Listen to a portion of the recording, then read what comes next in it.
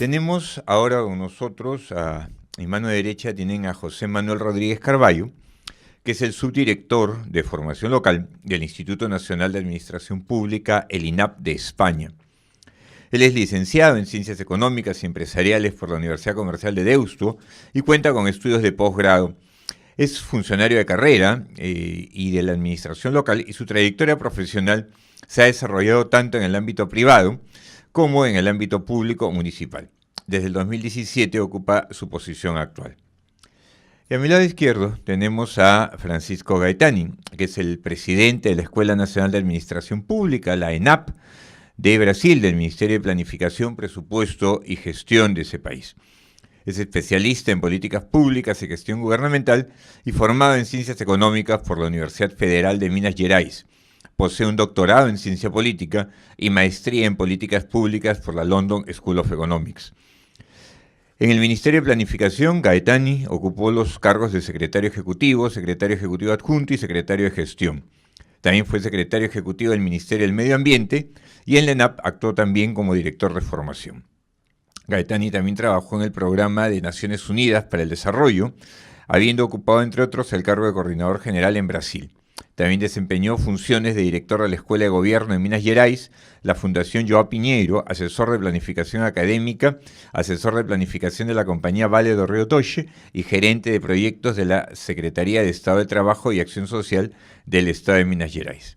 También es profesor licenciado de la Fundación Getúlio Vargas y de la Pontificia Universidad Católica de Minas Gerais.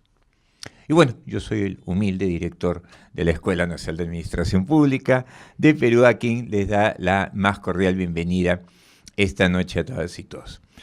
El objetivo, Francisco, José Manuel, es conversar. Por si acaso les adelanto, ellos han tenido una jornada larga de discusión de lo que es gestión pública con miras a los ODS, a la implementación de los ODS que viene organizando el CLAT en conjunto con Servir aquí en nuestra escuela. Por lo tanto, yo les agradezco especialmente este esfuerzo de quedarse un rato más y todavía estar en actitud de compartir con todos nosotros. El tema que vamos a comentar esta noche son las oportunidades y las necesidades de internacionalización en la capacitación de los funcionarios públicos. ¿Hasta qué punto, les planteo una primera pregunta, una primera ronda de preguntas, hasta qué punto es importante, es interesante que los funcionarios públicos tengan exposición internacional, tengan la posibilidad de salir del país, tengan la posibilidad de intercambiar conocimientos con servidores públicos de otro país, para después poder hacer una mejor tarea, una mejor gestión pública en la suya? José Manuel. Buenas tardes a todos. Bueno, antes de nada comentarles, es que nosotros cuando hablamos el español lo hablamos de forma directa, no lo consideren como un insulto, sino tratamos de tú generalmente.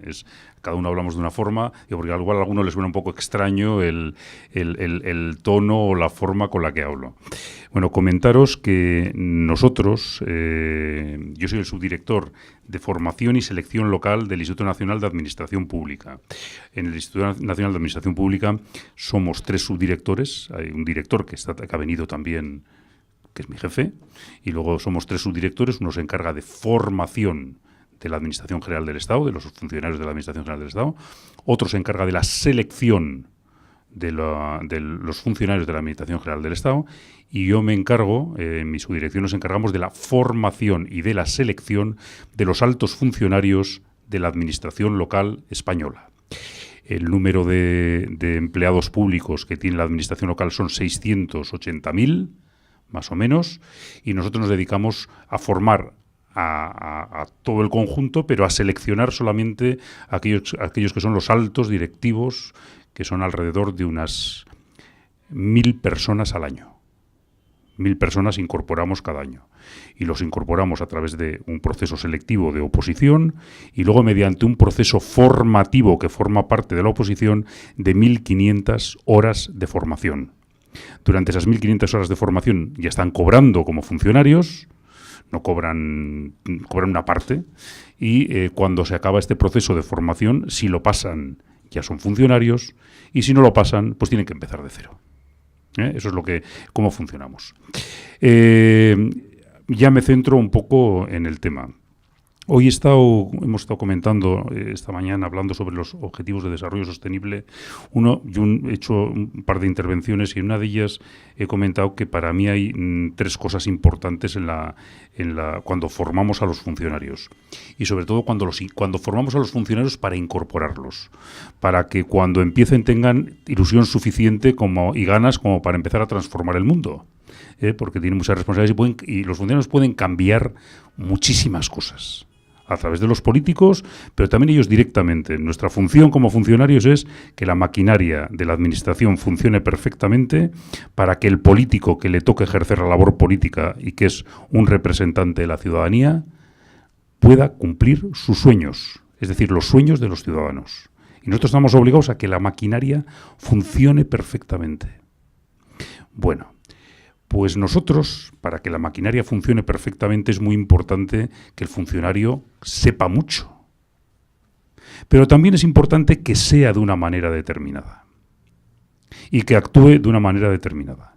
Y para mí hay tres elementos, o para nosotros hay tres elementos que nos guían tanto la formación inicial del funcionario como la formación a lo largo de su carrera. Una es la formación para que trabajen los valores. Tan importante como saber derecho administrativo es tener claros los valores que inspiran a su administración y poderlos llevar adelante. En segundo lugar, la gestión tiene que estar basada en la medición. Están muy bien los objetivos, pero los servicios y los diferentes elementos de nuestra actuación está para mejorar la vida de los ciudadanos. Y mejorar, esa mejora hay que demostrarla, es decir, hay que hacerla a través de mediciones, de indicadores. En materia de gestión, todo lo que no se mide no existe. Y tercero, y aquí viene un poco el tema, nosotros creemos que ni somos los más listos ni somos los menos listos. Nosotros sabemos lo que sabemos y lo importante es poner a disposición de nuestros compañeros, tanto en España como en Europa, como en el conjunto del mundo, lo que sabemos para que si podemos acompañar a alguien para que aprenda algo de nosotros, fenomenal. Y a la inversa, tenemos que tener los ojos abiertos y pedir a nuestros compañeros en otros países del mundo que nos enseñen sus buenas prácticas para aprender. Yo ya tengo bastantes años, tengo 54 años. Llevo en la administración pública, no demasiado porque yo empecé en la empresa privada, pero sí conozco, he participado de vez en cuando en Latinoamérica en diferentes cuestiones formativas y de gestión, y puedo decir que muy agradablemente en los últimos 20 años la administración pública en Latinoamérica ha pegado un vuelco impresionante. La capacitación de sus empleados, las formas de selección, la administración pública se ha modernizado de forma radical, muchísimo más que la española, en forma de viendo de dónde partimos. Y yo creo que uno de los elementos importantes ha sido el benchmarking que se ha hecho entre las diferentes administraciones. Nosotros en este momento en el INAP recibimos todos los años, tanto física como virtualmente, a muchísimos alumnos de todo el mundo. Y nosotros también enviamos alumnos a participar en diferentes países del mundo para que aprendan y también traigan sus experiencias. Pero también a los funcionarios públicos que hay en este momento ya ejerciendo, los intentamos dispersar por muchísimos países para que nos traigan experiencias en positivo, para que aprendan. Es decir, lo hacemos de forma egoísta. Queremos que vean, que aprendan, que nos lo traigan y que nosotros podamos implementar todas las experiencias positivas. Creo que, por ejemplo, estamos ahora trabajando aquí en un foro del CLAD. Son foros esenciales para que nos conozcamos, porque además cuando el roce hace el cariño. El que yo estoy aquí con ustedes es muy importante porque bueno, pues es que les veo. Ahora yo ya no hablo de los funcionarios peruanos, no, es que para mí los funcionarios peruanos son ustedes. Entonces ya esa cercanía espiritual y emocional es importantísima. Y estoy convencido que yo puedo aprender muchísimas cosas de ustedes y la gente que trabaja conmigo muchísimas cosas y a la inversa. Es importante que haya estructuras que nos permitan intercambiar ese conocimiento. Y creo que es esencial, porque hay una cosa, casi todo está inventado. Entonces es bueno que lo que unos hacen bien y lo han inventado, lo copiemos nosotros, y que avancemos todos a la vez, y que vayamos avanzando todos a la vez. Gracias. Francisco. Bueno, perdón porque mi español es un portuñol horrible, los torturaré un poco. Eu gostaria de empezar hablando de duas histórias. 21 anos, em 1966, 67, eu estava em Mechudá, Belo Horizonte, era diretor de formação da Escola de Governo, não falava muito bem inglês, estava feliz, tranquilo, pero queria compreender mais a administração pública. Não tínhamos o campo de administração pública organizado enquanto tal no Brasil. Teníamos economia, administração de empresas, direito, política, pero não gestão pública. E tive a oportunidade de 2 visitas técnicas ao Reino Unido e Estados Unidos. E nas bibliotecas havia centenas de milhares de livros sobre gestão pública, administração pública e políticas públicas. Eu quedei impactado. Porque existe o campo. No Brasil, a história do campo sofreu uma ruptura nos anos 60, porque durante o regime autoritário todo isso se foi. A outra história é que eu não falava inglês e também falo mal, mas queria estudar o tema. E em Brasil não havia as possibilidades. E com quase 40 anos me fui estudar. E o que me motivou e impulsionou todo isso foi a ganância de compreender o conteúdo dos temas. Em Brasil, os retos históricos são clientelismo, patrimonialismo, patronagem, nepotismo e tudo isso. E segue sendo. A administração federal, nos últimos 20 anos, cambiou muito. Muitas reformas modernizadoras, pero estamos na metade do caminho de uma administração mais profissional no governo federal. Em los governos provinciais e locais, a situação segue muito difícil. E, no meio desse caminho, aprendi 2 ou 3 coisas que é importante. Uma, você mencionou, não somos os únicos que temos esses problemas. Todos têm os problemas, são de todos os países do mundo. E cada país tenta solucioná-los como pode, como crê, de acordo com tua história, com tus desejos, tua política. E o segundo é que precisamos desenvolver a capacidade de aprender com os erros e com a história dos outros. Porque se aprendemos solamente com a nossa história, é muito lento, tomamos demasiado tempo. E Brasil é um país muito estranho, muito complexo, porque é um grande país, não sabe muito bem a que grupo pertence. Eu digo, como um chiste, que compreendi que era latino-americano em Washington, porque havia um curso com todos os colegas de países vizinhos, mas não conhecia Venezuela, Colômbia, Peru, Argentina. Sim, porque a história não é uma história tão compartilhada como a de vocês com os vizinhos. E não sabemos com quem dialogar, com quem nos compararmos. Com Índia, com México, com Argentina, com Nigéria, com China. E por isso, as dificuldades, a nossa tendência é inward looking, miramos só nós mesmos. E com isso, desperdiçamos todas as oportunidades de aprendizagem com os outros.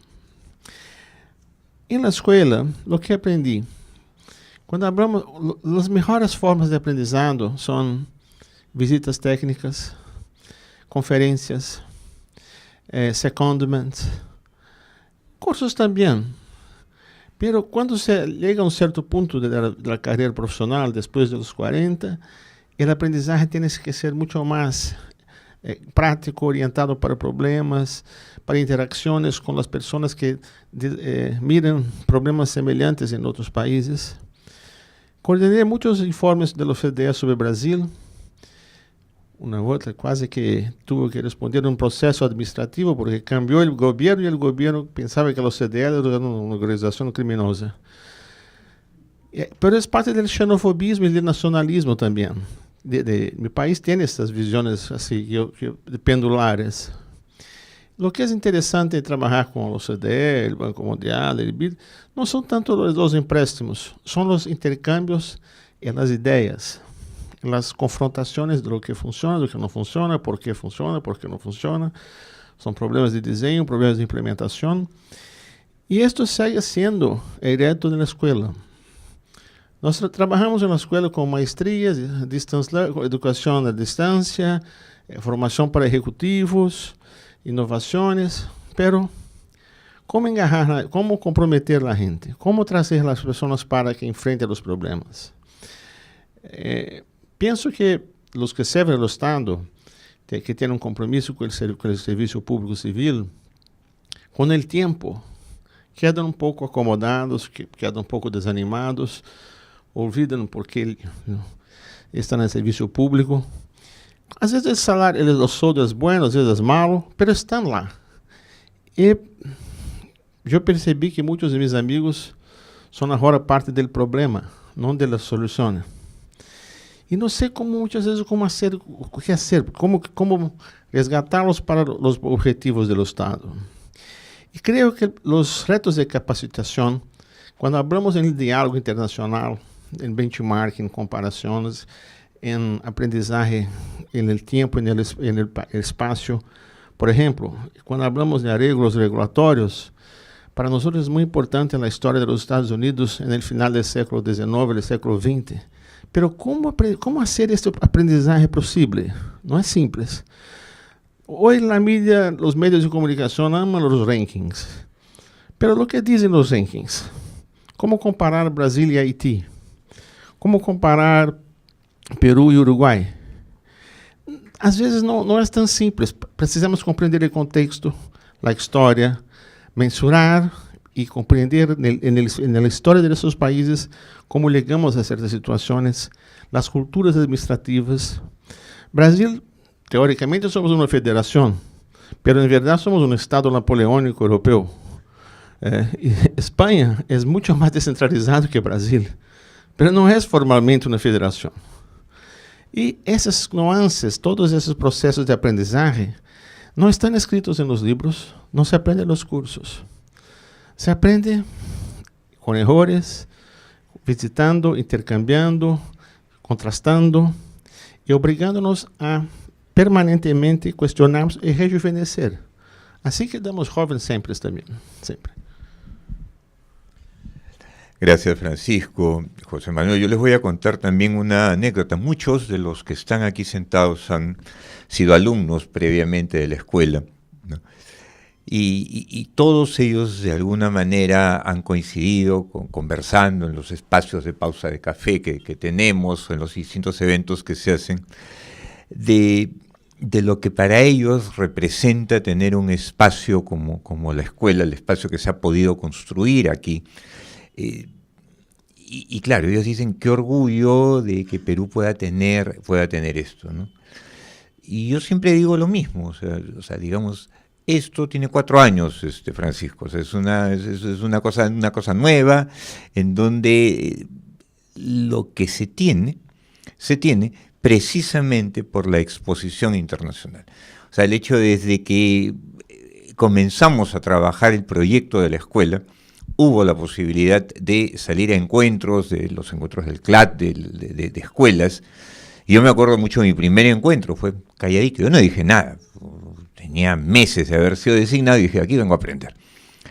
Y lo que se hizo fue 21 países y cada uno hizo el update de en qué estaba en formación y capacitación, cuáles eran sus técnicas, cuáles eran sus instrumentos, cuáles eran sus herramientas para formar, capacitar y desarrollar competencias y qué resultados habían tenido. Un encuentro de 3 días que para mí fue riquísimo.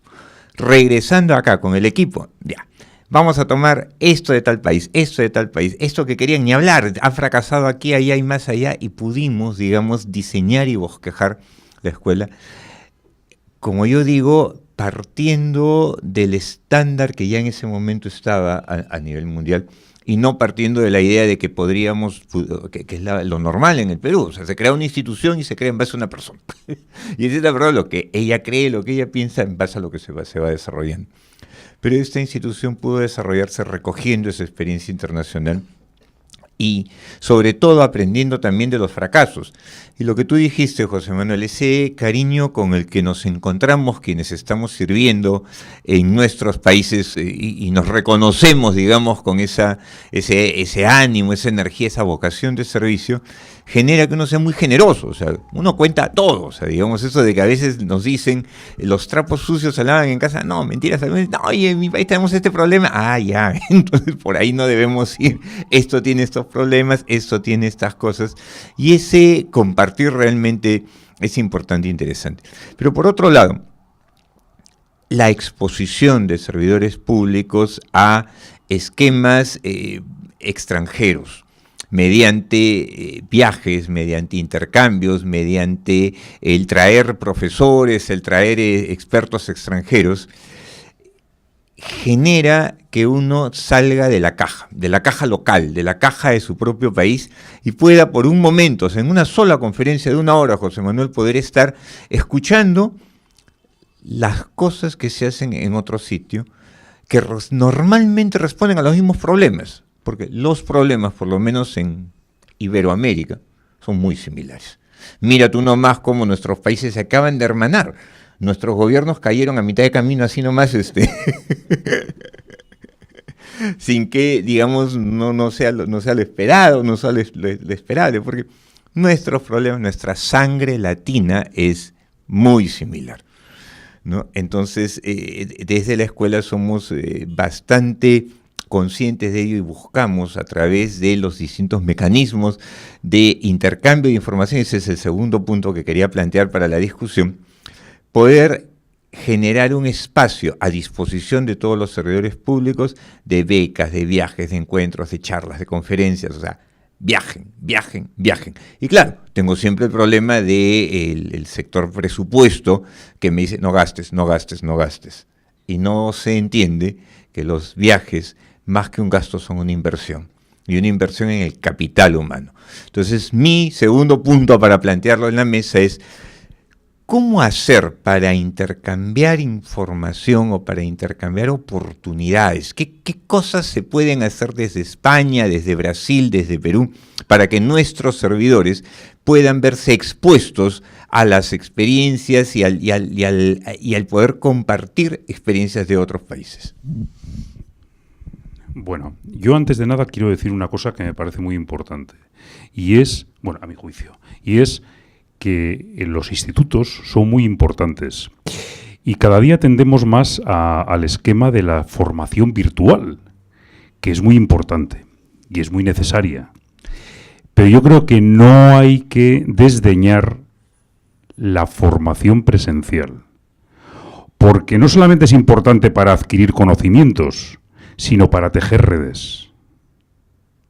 Es muy importante. Nosotros, por ejemplo, yo hoy tengo ciertas discusiones con colegas míos en el INAP que dicen todo tiene que ser virtual porque es mucho más barato, porque es mucho más tal, y además llegamos a más gente. Es verdad. Yo creo que nosotros en los cursos potentes que hacemos, unos itinerarios formativos ya para funcionarios de carrera o para laborales, nosotros tenemos en España muchos laborales que son empleados públicos pero no son funcionarios, son itinerarios potentes, pero que el 60% lo hacen virtualmente, pero el 40% lo hacen presencial. Y lo hacemos no porque sí, sino porque creemos que se conozcan entre ellos, gente de toda España, es importantísimo para generar experiencias de benchmarking. Porque no solamente van a aprender, sino que van a aportar. La mayoría de la gente, recaudadores, interventores generales, que van a aprender en un curso de Hacienda, van a conocer al interventor general de la ciudad de al lado o del sur de España, y se van a conocer ya para toda la vida. Y van a tener sus teléfonos y van a intercambiar experiencias y que cuando le falta una cosa Entonces, nosotros tenemos que coadyuvar no solamente a que la gente se forme, sino a que se forme a través de las redes y a través no hablo de las redes sociales, hablo de las redes de funcionarios. Por tanto, Esto que me vale para España, y la formación presencial es cara, pero es una inversión, y muy interesante, me sirve exactamente igual para compartir experiencias entre países. Yo creo que hay dos formas de hacerlo. Una es que puede ser a veces más cara, que es que en este momento hablo de España y Latinoamérica. Hay mucha atracción por la gente. Dice, bueno, pues vamos a España, nosotros tenemos unos másteres que duran 8 o 9 meses. La gente pide sus excedencias en los puestos, se va allí. Es una oportunidad de conocer la cultura española, es una oportunidad que además es muy legítima, ¿eh? Es una oportunidad de conocerse con mucha más intensidad, porque los que van allí, si van 25 o 30 personas, son amigos para toda la vida. Para toda la vida. Y se juntan funcionarios españoles con funcionarios de Perú y funcionarios entonces son amigos para toda la vida. Y esas redes son incorruptibles, ¿eh? Bueno, eso es interesantísimo. Hay otra forma también que nosotros la trabajamos, que es venirnos aquí. Y porque yo sé que saltar el charco es muy caro. Venimos aquí y hacemos en un país una formación a la que puede acudir gente de toda Latinoamérica y alguno de España que también puede venir. A veces puede ser más... Y luego yo creo que lo que hay que hacer es combinar lo mismo que decía antes, ¿no? La formación online con la formación presencial, porque la formación online a secas está muy bien, aumenta el conocimiento, pero no siempre aumenta las capacidades. Generalmente las capacidades y los valores se transforman a mi juicio, mucho más a través de la presencia física y la creación de redes. Por tanto, ¿qué es lo que hay que hacer? Primero, ustedes que son funcionarios también tienen la obligación de convencer a sus jefes, los políticos, de que esto, lo que se plantea, la formación en otros países, no es un gasto, sino que es una inversión. Es una inversión. Y a la inversa, el acoger a gente que pueda venir a aprender, también es una inversión. Es decir, no solamente es que ustedes viajen y que donde vayan podamos crear becas sino que aquí también pueda venir gente y ustedes creen becas aquí para que otros también puedan venir aquí e intercambiar. ¿Cómo hay que hacerlo? Convenciendo a los políticos, diciendo que todo esto es necesario. Esto nos hace en 2 días. También tenemos la ventaja de que muchos políticos luego se dedican a la función pública y hay muchos de la función pública que luego se dedican a la política y ahí hay un trasvase de gente muy interesante y bueno, yo entiendo que a veces hay poco presupuesto para las cosas. ¿Cuándo se gasta en una cosa y no en otra? Cuando se hace ver a quien lo va a gastar que lo que va a gastar es necesario. Y es una labor de concienciación que no es fácil, pero entre todos tendremos que hacerla. Yo, desde luego, nosotros este último año tuvimos que suspender el máster que fundamentalmente era un máster presencial porque no teníamos suficientes becas. También el NAP ha pasado una época un poco rara porque se ha ido mucha gente, entonces se han renovado los equipos y en este momento lo vamos a volver a reabrir porque estamos intentando sacar dinero debajo de las piedras. Hemos ido a todas partes para sacar becas para que la gente pueda venir. Primero porque para nosotros es un honor, es un auténtico honor recibir a gente de toda Latinoamérica y algunos españoles para que trabajen en conjunto. Yo he dado clases en esos másteres y me he hecho quizás de los másteres que más ilusión ahí generalmente estos estudios tienen rango de máster. ¿Qué ocurre? Luego lo que sí tenemos también es formación descentralizada, que fundamentalmente es en colaboración con AECID. Y eso, yo también he participado, por ejemplo, en Uruguay, he participado en Cartagena de Indias, que lo que hacíamos era una formación online a lo largo de todo un año, pero en medio y al final nos juntábamos todos los alumnos de toda Latinoamérica. Nosotros en algunos casos sacábamos dinero para poder pagarles el desplazamiento, pero luego el hotel se lo tenía que pagar su propia administración y tal. Y bueno, pues hemos ido tirando poco a poco. Yo creo que es un buen momento en el que quizá todos los países estamos también saliendo un poco de esa crisis profundísima que a España le ha afectado muchísimo. Y lo hemos pasado fatal, pero fatal, que hemos llegado a unos niveles de paro insostenibles. En este momento ese tema ya está pasando, se está olvidando, estamos generando nueva riqueza, estamos creciendo a unas tasas importantes dentro de Europa. Y yo creo que es un buen momento para replantear las cosas. Y yo igual no soy partidario de los másteres de presencial absoluto porque son caros al final, pero sí una combinación entre presencial y online. Quizá mucha gente, incluso para mucha gente, el irse un año a España pues es un lío, y que le dejen en su administración. Es un lío, porque la gente tiene familias, tiene tal, pero el decir, oye, pues mira, yo hago un máster online y en 3 periodos o en 2 periodos, uno me toca irme a España 15 días y luego en otro me toca, yo soy de Perú, pero me toca irme a Cartagena de Indias una semana. Bueno, pues una forma de reducir los costes de forma sustancial, de poder, con una misma, el importe de una beca, multiplicar los efectos, y el efecto final es el mismo. El conocimiento que se va a aprender es el mismo y la red que se teje con unas cuantas semanas de convivencia es exactamente la misma. Es más, a veces igual convivir demasiado no es bueno. No es bueno.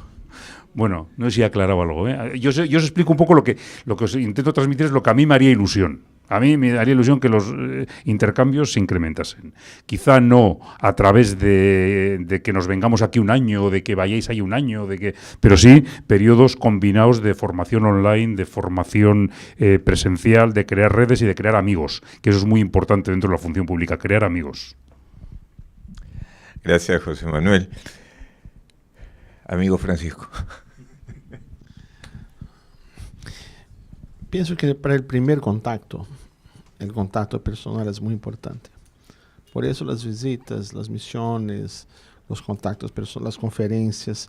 Después es más fácil trabajar a distancia. Más o menos eso que estamos, la premisa con la cual estamos trabajando en la escuela en Brasil. Pero la cuestión de los costos es terrible, porque no, formamos 1.000, 2.000, 3.000 multiplicadores, enseño a distancia, todo eso, bueno, está bien. ¿Tiene tutoría? No. ¿Tiene evaluación? No. ¿Alguien aprende alguna cosa? No sé. Porque la verdad es que muchos de los programas de enseño a distancia que muchas veces trabajamos no son cursos, son diseminación de información, que tiene su valor, pero no son cursos de aprendizaje, porque cuando se demanda mucho, no sé los de ustedes que ya trabajaron con enseñanza a distancia, da mucho más trabajo, demanda mucho más, porque todo es cuando quiera, pero es un aprendizaje mucho más intenso. Dicho esto, el punto del aprendizaje es una cosa mágica. Lo que hace que tú aprendes, tu esfuerzo, el profesor, esta química, no es algo que así se consegue estandarizar. Y creo que la experiencia internacional se aprende por todos los poros, por todas las formas cuando se está en otro país. El punto de los costos, hay instituciones que ayudan, los bancos de desarrollo, las fundaciones del tercer sector, los gobiernos, pero cada vez menos. Pero también hay una cuestión de generación. Esto en mis manos es algo. Esto en la mano de un joven de 18 años es otra cosa. Entonces, los problemas somos nosotros. Las nuevas generaciones ya están conectados, ya están creciendo, saben que aprenderán por toda la vida. Nosotros estamos siguiendo más o menos despacito, ¿no? Un poco, pero es diferente. El aprendizaje está cambiando en una velocidad dramática, pero el Estado no cambia así. El Estado es más despacio, cambia en ciclos.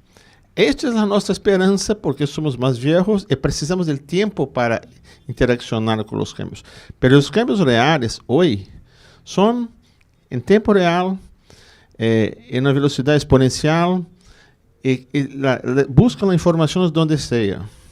¿Conoce el nombre Googler? Pero preciso un Googler, una persona que es especializada en encontrar las cosas en las redes. Y el aprendizaje es mucho más desorganizado, es más amplio, pero menos profundo. Esto es el mundo nuevo, no es el mundo de nosotros acá.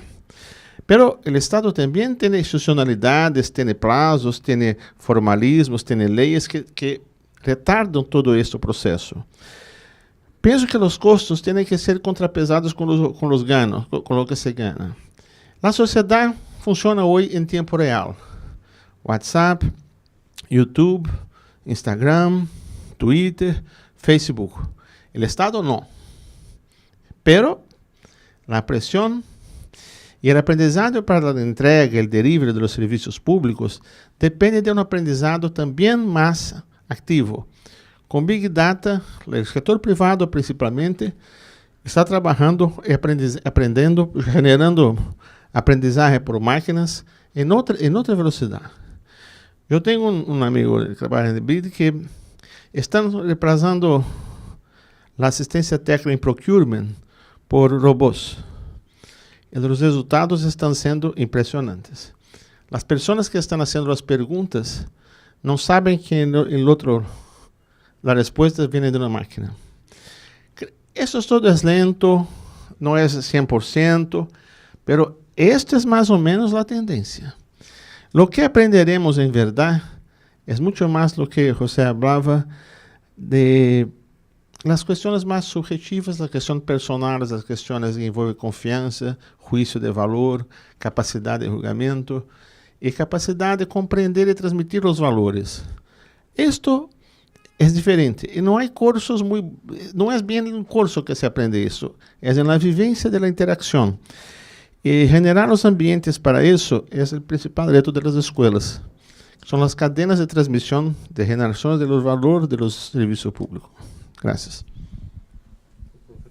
Sí, claro. Bueno, yo quería decir dos cositas. Hablando un poco también de los temas tecnológicos. El otro día me encontré con un amigo mío, es un amigo mío español. Este hombre ha sido uno de los directores generales de Google. Trabajó en Palo Alto, en Silicon Valley, y entró en Google porque había creado una app inmobiliaria que en España se llama El Idealista y tiene un éxito impresionante para compra-venta de pisos. Y luego él creó también Flirk, que es la base en la que con la que Google gestiona las fotos. Entonces vendió la empresa y Google, aparte de darle acciones, le contrató. Y ha tenido una hija y ahora la niña tiene 3 años y va a ir al colegio. Entonces me decía, pues es que, mira, te voy a decir una cosa. He elegido un colegio para la niña en el que no se utilicen iPads, no se utilice Wi-Fi, no se utilice nada. O sea, él no trabaja ahora en Google, pero sigue participando en empresas tecnológicas. Es un hombre con muchísimo dinero en este momento. Me decía, no quiero que mi hija vea nada de esto.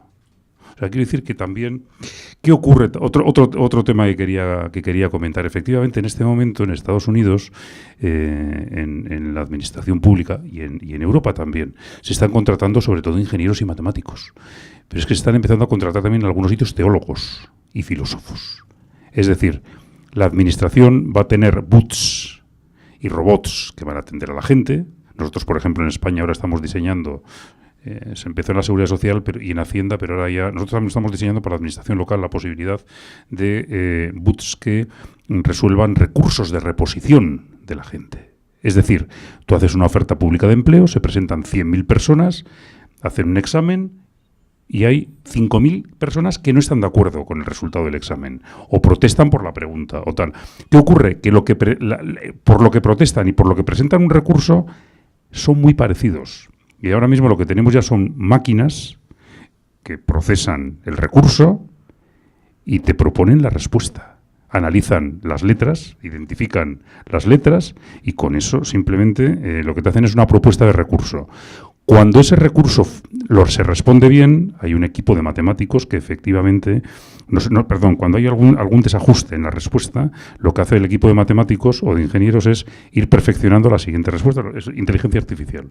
Se está empezando a utilizar en la administración. Pero la administración necesita alma. Y la alma solamente la podemos dar nosotros, los funcionarios y los empleados públicos. Por tanto, está muy bien los iPad. Yo tengo iPad. Además tengo el grande, el enorme. Esto está muy bien, además es necesario. Es necesaria la formación online, pero es necesaria la red, el corazón. Una administración sin corazón no es una administración. Es un horror. Y a la gente, yo ahí... Mirad, yo en España, pues yo he dado clases en la universidad durante muchos años y he dado clases a muchísimos funcionarios públicos. Yo les daba clase de estrategia. Y uno de los temas es Yo nunca doy clase sentado, siempre doy clase de pie, además me estoy moviendo. Y lo que hago es, a la vez que hablo, siempre voy mirando a la gente a los ojos. Los ojos dicen muchísimo de la gente. Si yo veo a la gente que me mira con ilusión, a mí me ayuda la voz. Sé que la gente dice, tienes una voz que parece tal. Pues sí, perfecto, tengo una ventaja. No, y además yo me conozco muy bien y sé para lo que valgo y para lo que no valgo. También para lo que no valgo, ¿eh? Pero me dice, pues es que fíjate, pero yo me fijo en la gente. Si no, de hecho, os voy a decir una cosa. Hace un mes estuve en Jordania dando un curso, estamos ayudando a unos municipios jordanos a avanzar y tal. Y tenía que dar un curso a políticos y a altos funcionarios de ayuntamientos grandes de Jordania. Y cuando me lo propusieron, le digo, pues muy bien, pues en inglés. Y me dice, no, tienes que darlos en castellano. Digo, ¿pero cómo? Y me dice, sí, vas a tener un traductor al árabe que les va a traducir a todos a la vez. Digo, yo no hago eso. O sea, no, porque yo no sé dar clases, o sea, yo no sé hablar a la gente así, claro. Llegué allí y efectivamente, me dice, no te preocupes, va a ser una experiencia preciosa. Luego regulé, claro, yo iba hablando a la gente y yo estoy acostumbrado a que en función de lo que yo digo, ver cómo reacciona la gente. Allí la gente reaccionaba a los 7 segundos. Claro, entonces yo iba diciendo una cosa y digo claro, la primera hora para mí fue un auténtico martirio. No sabía, la gente me rebotaba al cabo de... Entonces, Bueno, con esto lo que quiero decir es que cuando das una clase tienes que poner alma, cuando formas tienes que poner alma, cuando atiendes a un ciudadano tienes que poner alma. Como decía, nuestra función más importante es que la maquinaria esté engrasada. Pero en el centro está el ciudadano y sus representantes. Los políticos también están en el centro, porque son ciudadanos y son a los que les han votado los ciudadanos. A veces nos caerán mejor, peor, pero son los jefes. Y los jefes son los ciudadanos también. Entonces, todo al servicio de ellos. Administración con alma, y para que haya administración con alma tiene que haber redes. Y nos tenemos que querer mucho entre nosotros. Muchísimo. Gracias, José Manuel. Es cierto, yo les quiero proponer ahora el siguiente tema, en donde también la cooperación internacional y el apoyo, el tejer redes, es importante. Y un poco que me has bajado la llanta para el siguiente tema, decimos acá en el Perú, porque iba a proponer el desarrollo de competencias digitales, ¿no? Y de repente me la volteaste al tema ético, al tema de los valores, al tema personal, que sin duda es importante. Y de hecho nosotros acá en la escuela nos consta a muchos el tema de la ética, lo tenemos muy presente en prácticamente todo lo que hacemos, ¿no?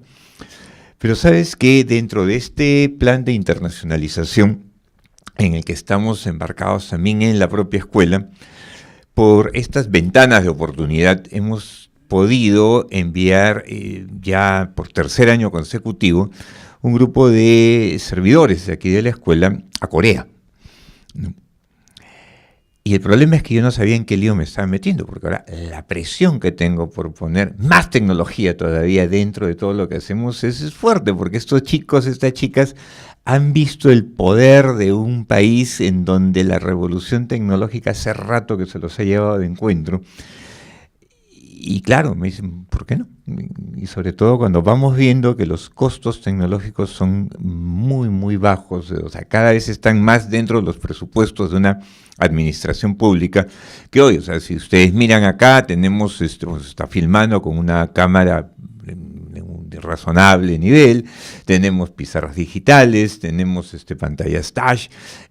Normalmente hacemos la evaluación de todo lo que hacemos no en una encuesta en donde uno tiene que llenar a mano, sino les pasamos unas tablets en donde ellos pueden, digamos, con el dedo nomás apretar si estuvieron contentos o no, si las cosas estuvieron bien, si la actividad estuvo a la altura del estándar de excelencia al que pretendemos, digamos, acercarnos en la escuela.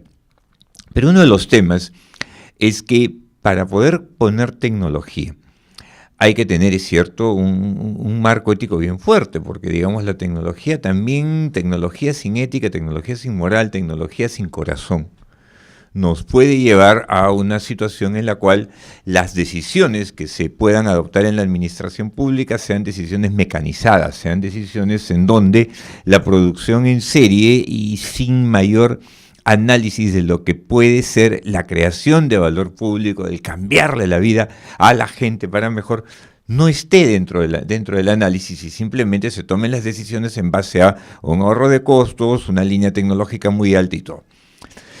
Pero además de tener que reforzar el tema del para qué estamos trabajando en el Estado y para qué servimos a la población, es cierto que no podemos darle la espalda a la tecnología. O sea, el siglo XXI nos sorprende, yo diría que cada día, con alguna gracia tecnológica nueva y alguna manera de hacer mejor las cosas para el ciudadano. Pero si nuestros servidores no tienen habilidades y competencias digitales, la tecnología va a estar allí y tan igual como entre nosotros y el público hay una cantidad increíble de colores que no percibimos, porque nuestro ojo no está capacitado para verlo. Igual, nuestros servidores van a ver pasar las oportunidades de mejorar su trabajo a través de la tecnología y no la van a ver. Y lo que es peor, cuando los chicos, cuando los jóvenes vengan con sus juguetes y nos traten de montar en el carro del desarrollo, como no lo entendemos, le vamos a decir no. Entonces la pregunta y el tema que pongo es cómo desarrollar habilidades y competencias digitales en funcionarios públicos que estamos por encima de los 40, 45 años de edad y que son, por lo menos en el Perú, hoy día prácticamente el 52-53% de los servidores públicos de mi país. Yo creo que esta vez comenzamos con Francisco. Bueno, primero quería hablar sobre con quién dialogamos, con qué país dialogamos. Si dialogamos con Corea y con Japón, hablamos sobre tecnología, precisión, productividad. Si dialogamos con Alemania, organización, disciplina, método. Si dialogamos con los británicos, empiria, el inglés, la lengua, la retórica.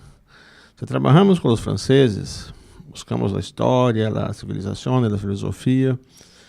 Con España, un poco una mediación entre el mundo europeo y el mundo latinoamericano. Con Italia, una resiliencia en el medio de una bruta confusión. Pienso que todos los países tienen características que se puede aprovechar algo. Sobre tu cuestión, hoy yo tengo colegas que tienen 50 años y quieren aprender a programar, coding, porque los chicos en la escuela no creo que sea una buena solución. Jamás será un buen programador. Y ciertas habilidades, ciertas skills, tienes un momento de la vida que es más productivo aprender. No es que no pueda aprender después, pero no es una decisión eficiente. Y para muchos será una tortura muy grande. ¿Cómo alocar las personas durante la trayectoria profesional? Es un gran reto del gobierno. Por ejemplo, hoy yo trabajé en equipos que mi jefe era más joven, trabajé en equipos que mi jefe no conocía los contenidos. La senioridad, la experiencia ayuda mucho principalmente en la capacidad de juzgamiento, de discernir las cosas, las nuances. La tecnología es muy importante en muchas funciones, pero en las funciones de servicio personal no ayuda tanto. Cuando retorné de mi doctorado, las capacidades cognitivas, instrumentales y comportamentales. Para mí era una jerarquía. Pero la vida no es así. Las comportamentales son quase condicionantes de todas las otras. Todos ustedes conocen personas que son genios, pero que no son capaces de interaccionar con otro. La tecnología es importante cuando el factor humano no es importante en el servicio. En muchas funciones públicas depende del factor humano, depende de la interacción. Ni todo se puede terminar en un call center o una respuesta programada. Pienso que los más viejos tienen que ser aprovechados más en las funciones que demandan más juzgamiento, más contacto humano, más discernimiento, más conocimiento de memoria histórico y más capacidad de antecipar errores cometidos en el pasado. Eso no es simples, pero así debería ser. Porque la tecnología no es igualmente importante en todas las funciones. Muchas de las funciones que, por ejemplo, la medicina hoy, el gran médico hoy es Google. Un médico muy famoso, atende en todo el mundo. Bueno, está bien.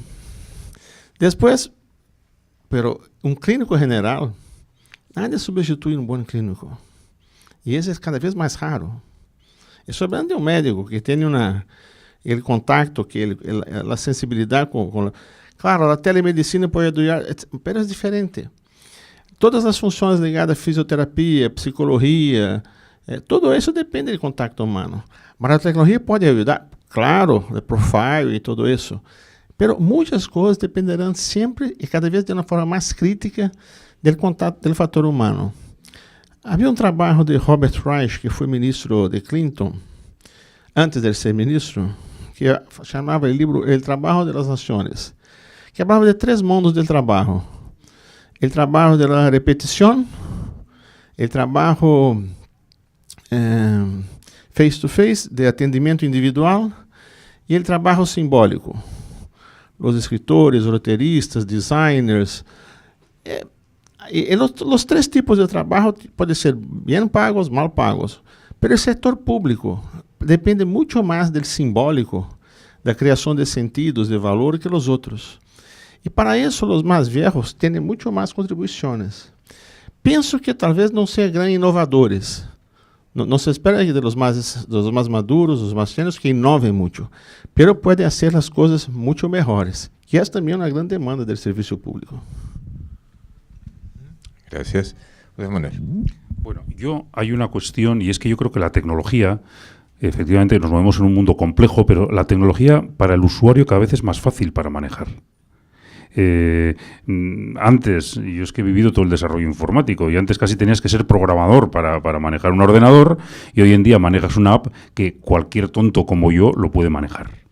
Yo en la administración en la que estoy ahora no, pero de la que vengo, del mundo municipal, yo tuve una experiencia. En España es obligatorio por ley el implementar ya la administración digital al 100%. Es decir, todos los procedimientos, cualquier ciudadano puede exigir que los pueda hacer a través de Internet. Eso, para un funcionario, lo que hace es facilitarle la vida. De hecho, nosotros teníamos, en el ayuntamiento en el que yo trabajaba, nosotros hicimos una transición. Nosotros teníamos alrededor de 1 millón de atenciones anuales, presenciales. Bueno, alrededor de unas 800.000 presenciales y 200.000 la gente lo hacía a través de Internet. Y nosotros lo que decidimos es, decíamos, bueno, pues mucha gente tampoco tiene acceso a Internet directo, pero hicimos una evaluación de cuáles eran los 6 o 7 procedimientos que la gente más usaba. Y lo que hicimos fue poner unos cajeros ciudadanos, cajeros como los del banco, exactamente igual. Y lo pusimos en determinados sitios de la ciudad, dentro de los propios edificios de servicios públicos, y dando a la calle, ¿no? Lo poníamos con cámaras porque a veces la gente lo maltrata, pues para vigilar, el que lo rompa lo paga después. Y en servicios que abrían pues desde las 8 o las 7 de la mañana hasta las 10 de la noche. Por ejemplo, en polideportivos. Pusimos como 10 o 12 cajeros. El primer cajero fue caro, porque había que pagar el hierro más el software. Pero el segundo cajero solamente había que pagar el hierro. El software ya estaba pagado, se replicaba. Y en el tercero, pues más barato. Y si ponías 20, pues el hierro costaba por unidad pues muchísimo más barato. Pasamos en un año de 800.000 atenciones presenciales a 130.000. Es decir, bajó en picado. Y nos sobraba muchísima gente. ¿Qué hicimos a la vez con esta gente?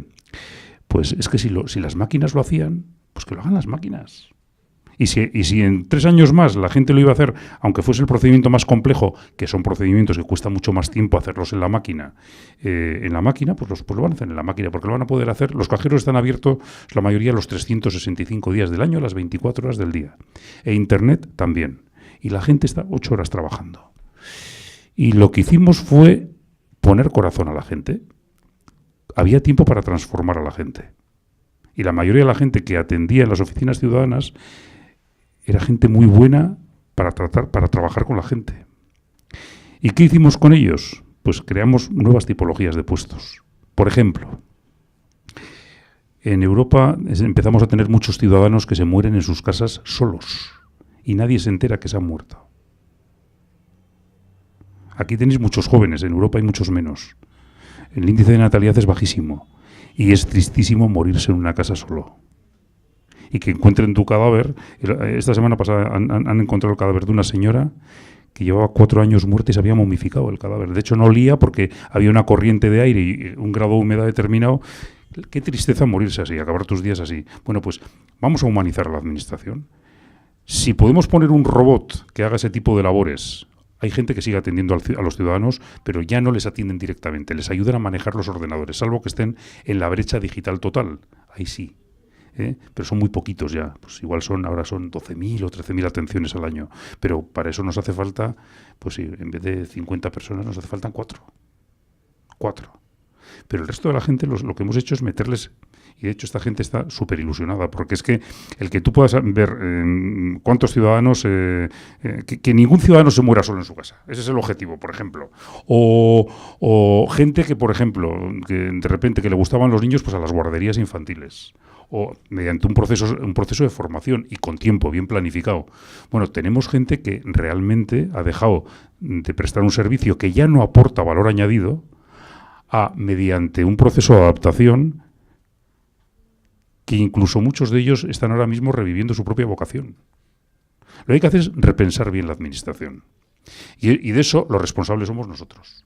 Por tanto, yo creo que tenemos la obligación de estar al día, tenemos la obligación de formar a la gente en el ámbito digital, pero tampoco nos debe volver loco el ámbito digital.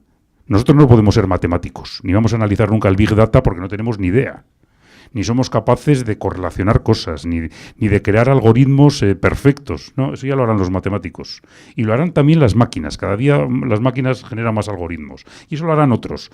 Nosotros lo que tenemos que hacer es, si somos gestores de personas, es facilitar la transición de las personas de un tipo de mundo a otro tipo de mundo, para que sigan siendo funcionarios ejemplares y gente motivada y con ilusión. ¿Y eso cómo se hace? Pues poco a poco, porque no hay recetas. No hay recetas. Nosotros lo hemos hecho a veces con sufrimiento, pero siempre pues intentando respetar mucho a la gente, respetando mucho a los empleados. No siempre, vamos a ver, esto que digo que puede sonar muy bien, a veces es un poco duro, porque no todo el mundo quiere adaptarse.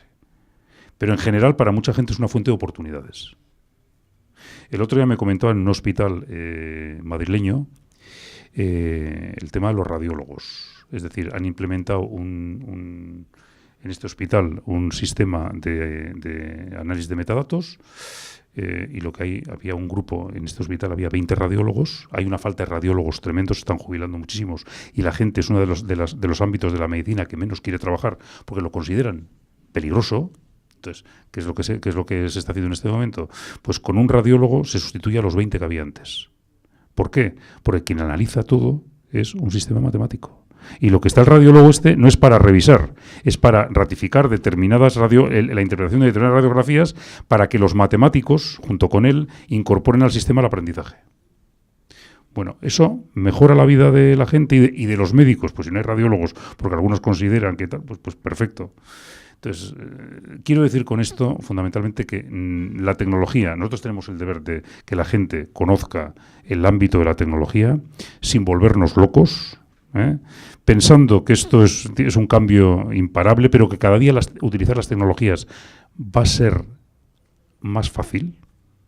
A mí me pasa ahora todavía, yo tengo un Apple de estos, yo soy un adicto a Apple, tengo el Apple grande y luego tengo un Apple portátil, y cuando lo abro y empiezo a escribir, a veces voy a la pantalla y lo hago así, sin darme cuenta, pensando que si esto no se abre en la pantalla, claro, no es que este no es de estos, este es de los otros. Bueno, pues lo he interiorizado, luego, claro, bueno, pues eso nos pasa un poco a todos, ¿no? La tecnología cada vez es más accesible, es más fácil, nos va a mejorar la vida. No nos volvamos locos porque el gap digital siempre va a existir. Es decir, ahora viene un joven de 23 años y nos da 47.000 vueltas. Pero no vamos a ser nunca unos incapaces para la tecnología. Yo creo que, además, viéndoos, estoy convencido de que empiezo por mí. Así que, pues nada. No, gracias. Y también contarles una anécdota que sucedió hoy día, ¿no? El presidente de Servir tiene una idea de que la escuela es absolutamente tecnológica, tanto así que ahora, mientras estábamos en el evento, le muestro algo en mi computadora porque necesitaba su aprobación, y lo primero que hace él es se acerca y hace así. Digo, no, esta no funciona así. No lo puedo creer. Digamos, se sorprendía de que no pudiera, digamos, hacer eso, porque pues, yo tengo un Apple igual que tú que no funciona así. Pero Las de la escuela sí funcionan así, por si acaso. Abro micrófono. ¿Quieren comentar, conversar algo con Francisco, con José Manuel? Tenemos todavía 10 minutitos. Gracias.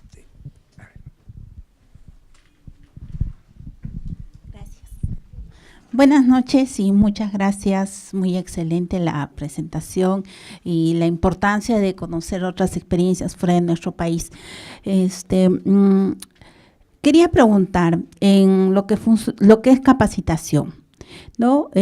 Partimos de un funcionario o servidor público que ingresó determinado perfil, ¿no?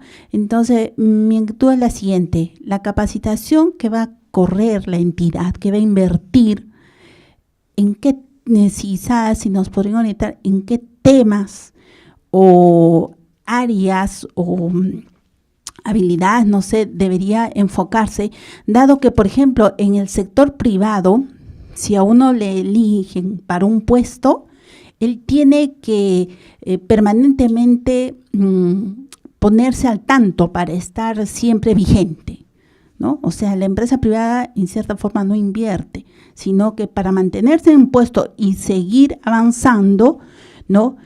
Uno tiene que invertir. Entonces,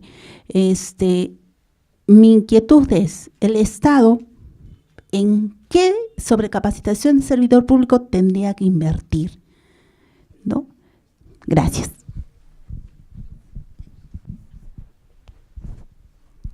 Bueno, yo creo que primero, yo antes he comentado, nosotros tenemos diferentes perfiles de funcionarios. Cuando un funcionario se incorpora a la función pública, nosotros, aparte de que apruebe, esto lo estamos transformando ahora. De hecho, el otro día hemos metido en la universidad, porque nosotros lo que hacemos es darle una formación universitaria en la que le damos 60 créditos universitarios, a la vez que hace ese curso de entrada a la función pública.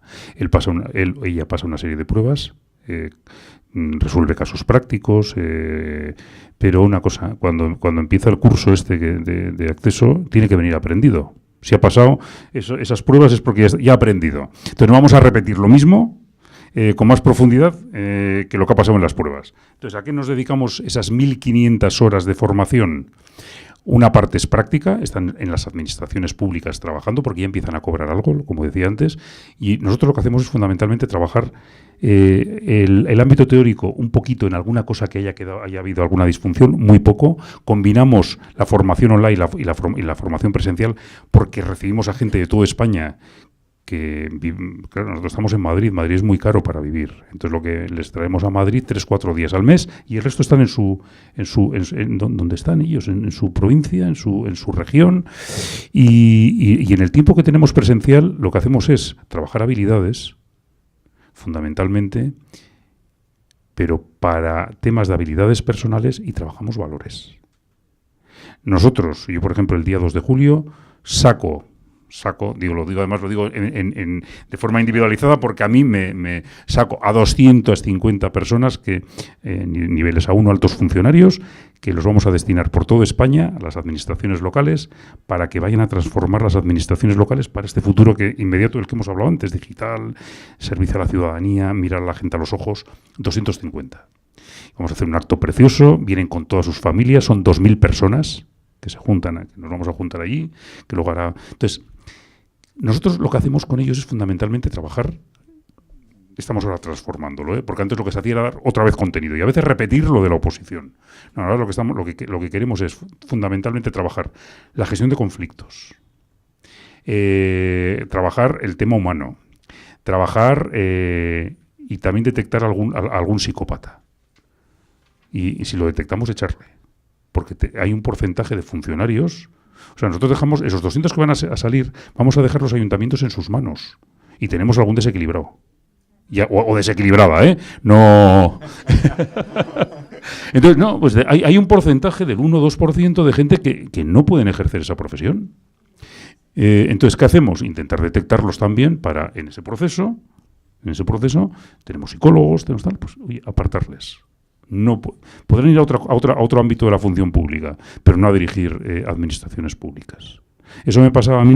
Yo en la administración en la que yo estaba antes teníamos un conservatorio de música, tenemos una escuela de música y un conservatorio. Bueno, Y a la hora de seleccionar profesores, nosotros lo que hacíamos era pues, el sistema clásico y lo cambiamos. Lo que hacíamos era sacar un psicograma y un profesiograma.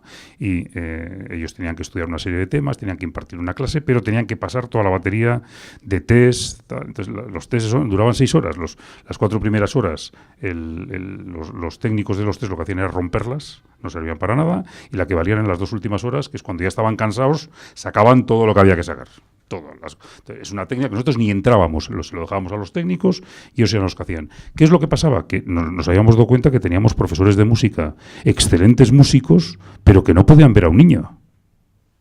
Eran unos pésimos, algunos, la mayoría no, pero algunos. ¿Qué hicimos en todo este proceso? Eliminar a toda esa gente. Esa gente puede ir a una orquesta, pero no puede ir a un conservatorio.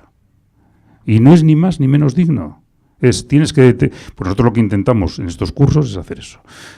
Y se me ha ido la onda, porque me he enrollado. Tengo una capacidad para enrollarme infinita. ¿Qué era al final lo que habías preguntado? No me acuerdo. Sí, fundamentalmente lo que hacemos es trabajar los valores. Para nosotros es lo más importante. Y trabajar también el tema de la planificación, siempre con indicadores y con impacto. Por ejemplo, lo que habéis comentado antes de cómo el tema de la formación, ¿no? Nosotros, efectivamente, cuando formamos en los másters y tal, lo que hacemos hacemos encuestas, que valoramos a cada profesor, tal, pues una cosa que, bueno, con cada profesor es una encuesta diferente, tal, pero luego lo que hacemos ellos tienen que hacer unos planes de mejora y lo que hacemos nosotros después es medir el impacto de los planes de mejora. Al año y medio, 2 años, cogemos y analizamos determinados planes de mejora y vamos viendo si realmente los han implementado, cómo los han implementado, qué dificultades, y de esas dificultades y de los elementos negativos intentamos aprender para volver a rectificar. Permanentemente hacemos muchísimas cosas mal, pero lo que hacemos es revisar a medio y largo plazo para medir el impacto final que tiene la propia administración. Es decir, una formación puede ser fantástica, el alumno puede salir encantado, pero luego que no le sirva para nada. Y eso cuesta mucho dinero. Entonces, lo que no tiene impacto final en el ciudadano, en eso que esa señora, ese señor que poníamos en el centro, no sirve para nada. Es malgastar el dinero. Esto que digo, nosotros malgastamos mucho dinero así. Intentamos que cada vez sea menos. Es decir, que tenga un impacto positivo. Pero seguimos malgastando mucho dinero. Es decir, seguimos haciendo las cosas bastante mal. Las cosas como son. Y en Brasil... Estamos tentando descobrir. Depende de quién, si quién son los que están llegando o los que están en el medio o en el final. Depende para qué. Para las funciones más altas, medias o más simples. Depende de qué temas. Y esto cambia, crea muchas configuraciones. La escuela en Brasil, yo soy de la primera promoción. Fue creada en el 88, que sería una escuela como la ENA francesa en Brasil. No funcionó, obviamente. Pero había una expectativa similar a que pasar el Estado a limpo después del régimen autoritario, empezar todo. Y la realidad no es esa. No se configuró así. Trabajamos más con los grupos de los cuadros de la alta gestión pública. Pero ese es un problema, porque los cuadros de la autogestión de los ministerios de Hacienda, Planificación, Casa Civil y todo eso, ¿no? Un concurso público no prepara una persona para una posición estratégica, pero el concurso da una autoestima.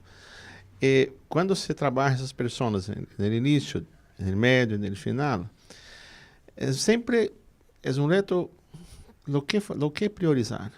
Los principales contenidos son orientados para solucionar problemas, negociación, liderazgo, planificación, manejo de conflitos. Pero de repente, ¿qué se pasa? Cuando llegué a la escuela, todos tenían entrenamiento en planificación estratégica. Brasil es un país horrible en planificación. Es un país que planificación es un problema. Improvisación es una cosa buena, planificación es mala. Todos estavam fazendo cursos de liderazgo, pero liderar quem? Há muitas es muy fácil cometer errores nesses processos. Seguimos intentando fazer esta calibragem, essa sincronização, porque ¿qué se pasa? Hoy estamos pensando em formar a pessoas para que puedan ocupar cargos. Não para o cargo, porque já é demasiado tarde. Não terá tempo, é outro jogo, a dinâmica do poder é mais forte. Pero trabalhar essas questões do ponto de vista técnico e não do ponto de vista de rego de poder não é simples. Porque capacitação em geral é uma questão de dois extremos. O messianismo, só a capacitação salva, e isso é uma perda de recursos, para que isso, plata para isso. Entre os dois extremos, temos que fazer com que as coisas façam sentido. E para isso, tem que ter uma capacitação em que as pessoas, quando retornam, e os jefes deles, digam, isto cambiou, ajudou, está melhor agora. Senão é um rito, uma liturgia. Gracias. Nos da tiempo para una pregunta más, por favor.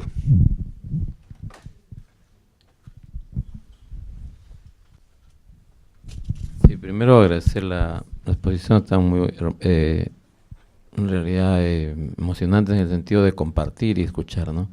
Pero yo me pregunto, por ejemplo, aquí en el Perú tenemos ministerios que se oponen a ser capacitados, por ejemplo, el Ministerio del Poder Judicial o una cosa así, donde rechazan un tipo donde el servicio tenga que intervenir y evaluar y capacitar. O sea, pierden una oportunidad en el sentido de darle calidad al servicio.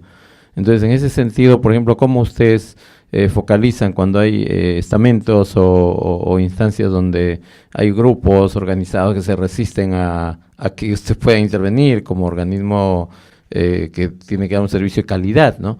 Igual va a pasar en el sector de educación, donde también, ¿cómo salir de estos entrampamientos? Por ejemplo, yo veo en el sector de educación, fui funcionario en una oportunidad, no tuve la ocasión de estar en este tipo de eventos ya del servir, pero veo que ahora hay gente del servir que está ahí, pero son pocos todavía, de tal manera que la gente que está alrededor a veces pone en resistencia porque ven que unos tienen más saberes que otros y las diferencias son muy marcadas. Entonces hay una acción que quizás todavía no está equiparada entre nosotros por las experiencias que tenemos, ¿no? Entonces la pregunta es cómo romper esas resistencias a grupos que en realidad rechazan tipo de capacitaciones de alta calidad como las que ustedes pueden brindar o el servir puede brindar, ¿no? Muchas gracias.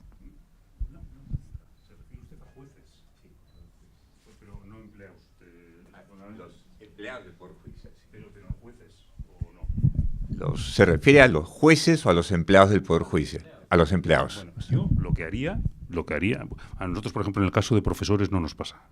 Generalmente los profesores que enseñan se meten en la dinámica de aprender y generalmente la gente mira la formación como un elemento útil siempre que sea útil, ¿eh? Es decir, en general hay una visión importante de la...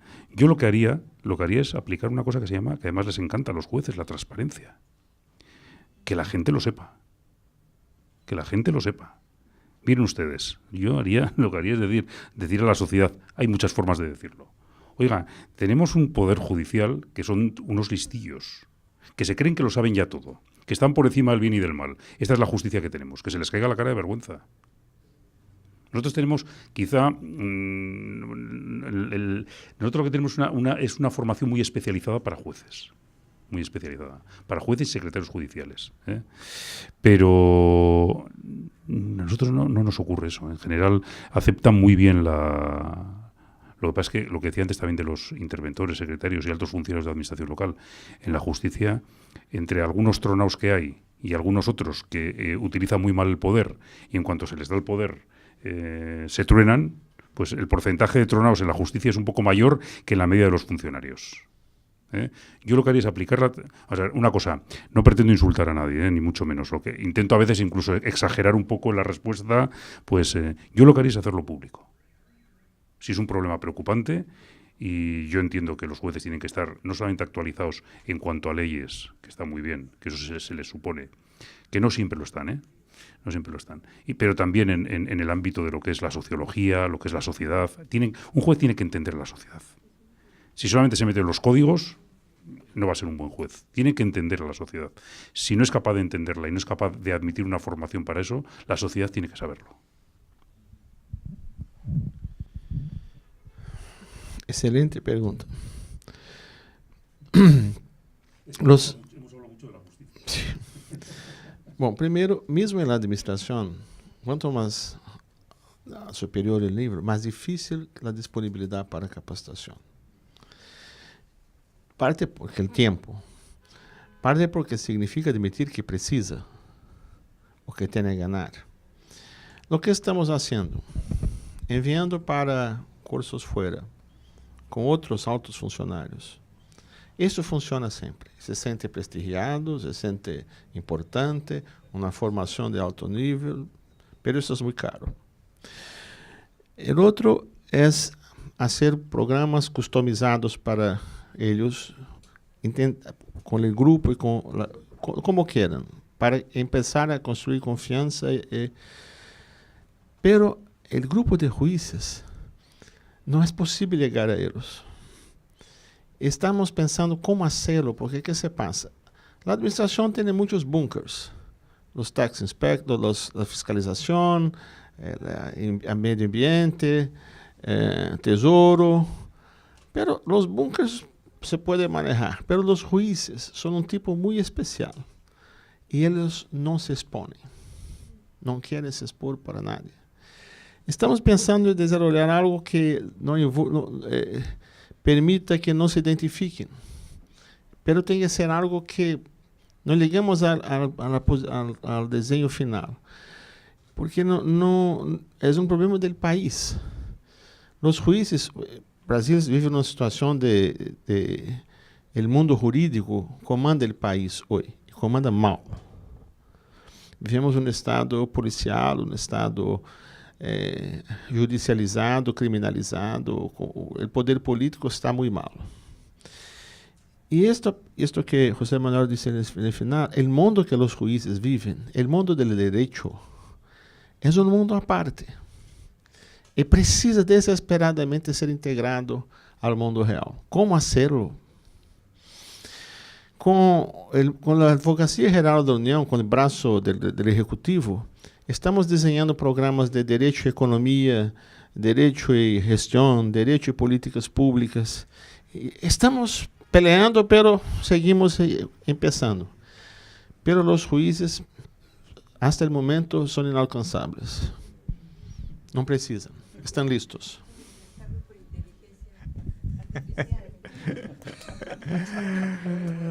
No voy a opinar. Es el problema de tener alumnos tan listos.